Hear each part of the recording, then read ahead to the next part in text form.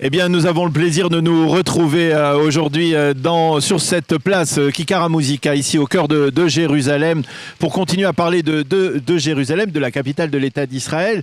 Et ce matin, nous sommes avec Danny Cohen qu'on ne présente plus, qui a été, on va dire, l'un des journalistes paparazzi les plus célèbres d'Israël pendant de nombreuses années avant de se reconvertir en guide, et qui est aussi un guide depuis plusieurs années estimé, reconnu. Alors Danny, bonjour, Boker Tov. Boker Tov, bonjour à tous. Merci d'être venu ce matin donc sur cette place pour cette émission spéciale Jérusalem. Et vous avez amené avec vous un des touristes qui sont venus visiter Israël, ils sont venus visiter Jérusalem. Nicolas, bonjour. Bonjour. Alors nous allons parler ensemble un peu de Jérusalem, un peu d'abord de vos attentes sur ce séjour, puisque vous le débutez. Et puis Danny, la première question que je voudrais poser, c'est d'abord, qu'est-ce que représente pour toi Jérusalem? C'est la ville où, on va se tutoyer, hein, où tu habites depuis que tu as fait ton Aliyah, plus de 30 ans, et c'est la ville dans laquelle maintenant tu guides Jérusalem. Qu'est-ce que tu ressens à Jérusalem, et quels sont les endroits de Jérusalem que tu affectionnes en particulier, que tu aimes guider? Alors d'abord, moi je suis un grand fan de Jérusalem puisque j'habite ici depuis 30 ans. C'est pas par hasard que je suis devenu guide, parce que c'est une ville qui me passionne, parce qu'ici tout a commencé, le monothéisme. Et comme j'ai dit à Nicolas, que je ne connais pas d'ailleurs, puisque je vais commencer ma balade avec lui aujourd'hui, on a tous deux villes, on a sa ville d'origine et on a tous Jérusalem. Moi, ce qui me passionne à Jérusalem... C'était quoi la ville d'origine pour passer? Paris.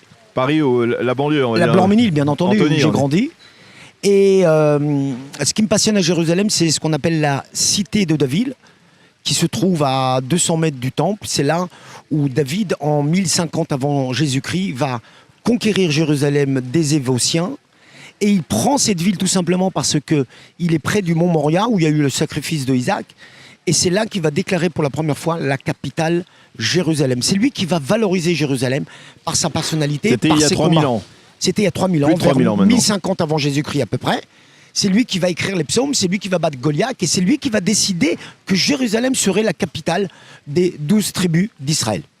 Alors, dans cette Jérusalem, lorsque toi tu guides des touristes, des groupes, quel est le site qui les impressionne le plus? Est-ce que c'est, comme on a l'habitude de penser couramment, c'est le Kotel, le mur occidental, ou il y a peut-être parfois des sites qui sont moins connus, qui marquent aussi certains de tes touristes, des touristes que tu guides et que tu accompagnes? Le point commun que je retrouve chez tous mes touristes, qu'ils soient juifs, chrétiens ou musulmans, c'est toujours cet enthousiasme et cette itrakshut, comme on dit, itrakshut. Renouveau. Itrakshut, je ne sais pas comment on dit en français. Cet enthousiasme au pied du mur des lamentations. Parce qu'en fait, juste derrière le mur des lamentations, il y a le mont Moria, et c'est là que tout va commencer. Et tout va commencer, c'est quelque chose de géographique. C'est pas quelque chose qui est dans l'esprit. C'est là, devant vous. Et le point commun, c'est cet enthousiasme, cette itrakshut qu'ont tous ces gens quand ils se trouvent au pied du mur de lamentation. Et ça peut être toutes les religions.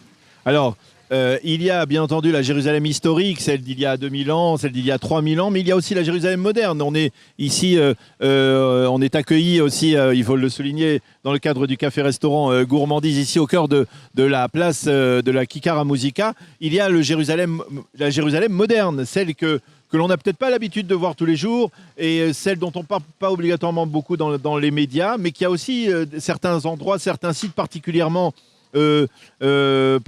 marquant. Je ne sais pas, quel est le site? Alors, si je te dis par exemple Machane Yehuda. Et complètement, puisque aujourd'hui j'insère dans mes promenades de Jérusalem, qui sont en une journée, il faut que je prenne le temps de faire de l'histoire, mais je prends aussi du temps à faire le Jérusalem moderne. Et le Jérusalem moderne, c'est bien sûr cette rue, c'est cet endroit, la place de la musique, c'est aussi Machane Yehuda. Et c'est le côté moderne. Yehuda, hein, on ne présente pas le grand chouk, le grand marché populaire. Le fameux marché qui est devenu un endroit incontournable grâce à une chose très simple. C'est qu'ils ont décidé il y a 15 ans de mettre un toit. Avant, on faisait ses courses et c'était un peu galère parce qu'il faisait très chaud, on avait le soleil sur les épaules. Et là, le maire de Jérusalem, Nir Barkat, qui a fait beaucoup pour Jérusalem, pour le développement moderne, de la ville, il a mis un toit, hein, c'est pas compliqué de mettre un toit. Et aujourd'hui, je vais visiter Machane Yehuda au même titre que je vais dans l'église du Saint-Sépulcre. Alors, Machane Yehuda, c'est particulier parce que c'est un site que l'on peut visiter le jour, mais aussi la nuit, et qui est totalement différent le jour de la nuit. Alors Mahane Yehuda, il a été construit en 1930 par les Anglais. Pourquoi? Parce que quand les Anglais arrivent, ils voient qu'il y a le Moyen-Orient, les gens déballaient dans la rue. Ils commençaient à déballer de la porte de Damas à la porte de Jaffa. Et ça continuait sur la route de Jaffa. Le marché. Le marché. Et là, les Anglais vont venir voir les Juifs et les Arabes, dire « Oh là là, les enfants, là, oh, on n'est plus au Moyen-Orient, il faut construire un marché. » Donc, ils vont obliger les gens à construire. Et c'est qui va faire ça? C'est une œuvre des Anglais. Bien sûr. C'est une yeshiva qui va prendre le contrôle, qui va aller chercher de l'argent dans une banque qui s'appelait Alva Vechisachon de l'époque. Et ils vont prendre un prêt. Et c'est eux qui vont construire cette série de petits magasins. Vous savez, avec les petits magasins avec l'artère principale. Et ils vont les louer aux Juifs et aux Arabes jusqu'à aujourd'hui. Et comme ça, ils vont pouvoir vivre des loyers pour maintenir cette yeshiva. Un mot sur Mahane Yehuda la nuit. Aujourd'hui. Alors, Mahane Yehuda, la nuit, c'est récent, hein, c'est un autre monde, c'est vachement facile pour moi. Parce que jusqu'à 20h, c'est les poireaux et les pommes de terre qu'on vend. Mais quand vous venez après 20h, vous allez voir toute la jeunesse de Jérusalem, puisque les poireaux, pommes de terre vont rentrer, et les cafés, les bars, les restaurants, les concerts vont s'étaler dans les mêmes magasins, à la place des poireaux, pommes de terre, puisque maintenant ils ont remballé, et ça va être des spectacles. Et même on descend les stores des magasins, et sur les stores des magasins, il y a toute une série de graffitis qui ont été... Bien sûr, du art street fantastique, pour ceux qui veulent le voir, mais là, il faut venir à 4h du matin quand tout est fermé. Voilà. Alors, Nicolas nous écoute patiemment. Vous êtes arrivé il y a quelques heures de Paris. Vous êtes avec un groupe qui est donc guidé par notre ami Daniel. Un groupe de Français, de Parisiens, on va dire pour la plupart Parisiens, que vous connaissez, vous êtes des amis de longue date. Qu'est-ce que vous attendez? Alors, il est peut-être prématuré de vous demander ce que vous avez vu et ce que vous ressentez, mais qu'est-ce que vous attendez d'une telle visite, d'un tel séjour en Israël? Je dirais qu'on recherche avant tout une réponse et puis des clés pour comprendre cette ville complexe et très riche en histoire. Et je pense que justement avec l'aide... C'est la première fois que vous venez, toute première. Et c'est vrai justement avec, je dirais avec l'aide de Daniel qui va nous donner ces clés et nous expliquer... Voilà, pour comprendre un peu cette vie complexe et riche qu'est Jérusalem. Alors, voilà. C'est à la fois comprendre la ville, comprendre le site, mais aussi comprendre la réalité dans laquelle Israéliens, Arabes, Juifs, chrétiens vivent ici, imbriqués les uns dans les autres. Exactement, et voir vraiment comment ça se passe et faire sa propre opinion.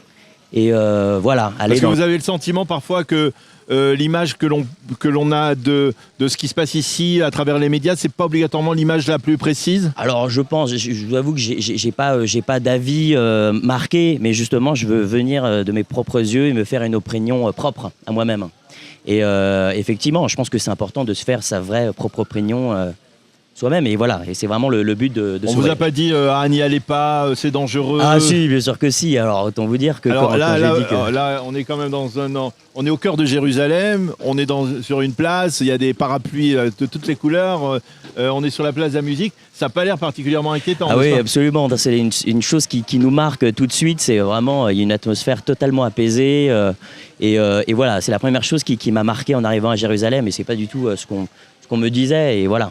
Et c'est vrai que mes amis m'avaient fait un petit peu peur en me disant attention Jérusalem, mais en fait non, on se rend compte qu'il y a aucun souci. Et puis avec Dany, quel est le message quand on est avec un groupe de visiteurs, de touristes français qui viennent ici, qui n'ont jamais visité l'État d'Israël? Quel est le message que l'on souhaite faire passer avant tout? Bon, moi d'abord, ce que j'essaye de faire passer, c'est de l'histoire telle qu'elle est écrite, sans commentaire, justement ce qui est écrit. Mais je pense que le travail est déjà fait. À partir du moment où les gens atterrissent, pénètrent dans Jérusalem, ils comprennent, comme l'a dit Nicolas, bon, tout est paisible, tout est tranquille. Alors il n'y a rien d'alarmant. Il suffit de venir marcher dans les rues de Jérusalem, côté juif, côté chrétien, côté musulman, et tout de suite comprendre. Il suffit de ne rien expliquer, juste d'observer. Ça veut dire qu'il n'y a pas besoin de rentrer dans des débats politiques. La réalité sur le terrain, elle s'explique d'elle-même. Parce que les gens, en fait, veulent savoir ce quoi ils passent. Déjà, ils sont surpris comment la ville fonctionne. Et puis moi, je rajoute mon savoir historique ou géopolitique pour répondre à toutes les questions. Et ça ne me demande pas un travail particulier, puisqu'il suffit d'ouvrir les yeux, de voir ce qui se passe à Jérusalem.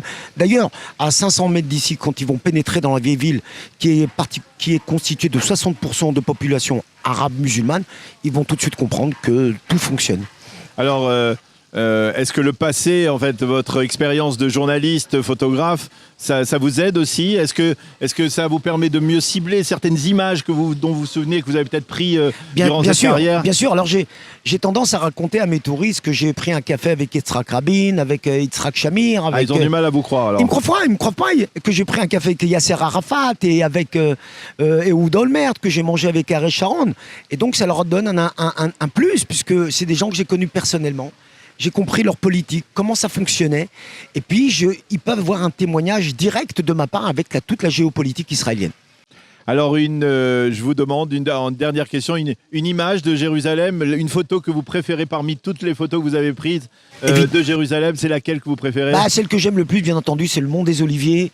Se positionner au Mont des Oliviers, de revoir Jérusalem dans toute sa splendeur avec le temple, avec les 2 mosquées, avec l'église du Saint-Sépulcre, tous ces dômes qui sont chevauchés l'un à côté de l'autre, et puis tout fonctionne très très bien.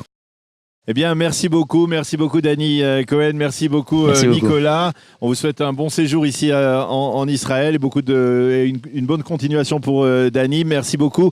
Je rappelle que nous étions ici sur Kikara Musica dans le cadre du café-restaurant Gourmandise pour cette émission spéciale Jérusalem avec nos invités d'aujourd'hui, Danny Cohen et Nicolas de Paris. À bientôt.